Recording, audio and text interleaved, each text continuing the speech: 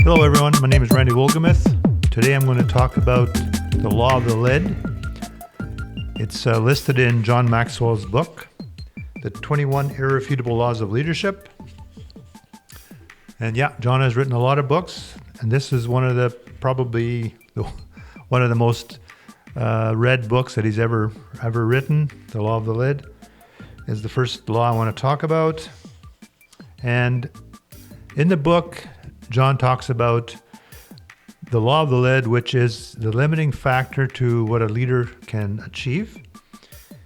And so one of the things that he has in here is the higher you want to climb, the more you need leadership. The greater the impact you want to make, the greater your influence needs to be. Now in this book, the law of the lid is the first one, and the second one is the law of influence. Today we're going to talk about the law of the lid though. And I'm sure all of you have heard of McDonald's.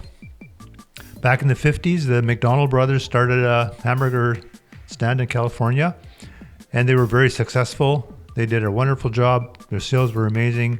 They started adding a few stores. I think they got to about 5, but the whole thing, it didn't work out. It wasn't successful. Their own store was, but not the other ones. Anyway, along comes Ray Kroc. He was selling machines that make milkshakes. And he sold them, I think, 5 at one time, or 10. I don't remember now exactly. But anyways, he went there and he was amazed at how much they were selling and how successful they were. But anyway, at the end of the day, he ended up buying McDonald's and then franchising it. And the difference between him and the McDonald brothers was that Ray Kroc, who they say is the founder of McDonald's, the big founder anyway, of the big McDonald's, his leadership abilities were vastly better than the McDonald brothers, and that's what was the difference between having 5 stores and having, well, what now is I think 30,000, but I think he built it to 10,000 before he was done. But all I want to say is it's a very good example of the law of the lid. We all have a lid of our capabilities. Sometimes our capabilities are higher than what we know, and we just need to learn and grow with them. And that's all part of becoming a better leader. So the law of the lid, there's a reason why it's the first one in the book. And a couple other sayings here, comments I want to make is leadership has a multiplying effect. And the better the leader, the more you can multiply whatever it is you're trying to do. You can find smart, talented, successful people who are able to go only so far because of the limitations of their leadership. So if you have people working with you and you feel they lack leadership, it may be they just need more training, more encouragement. That doesn't mean that they're at their lid.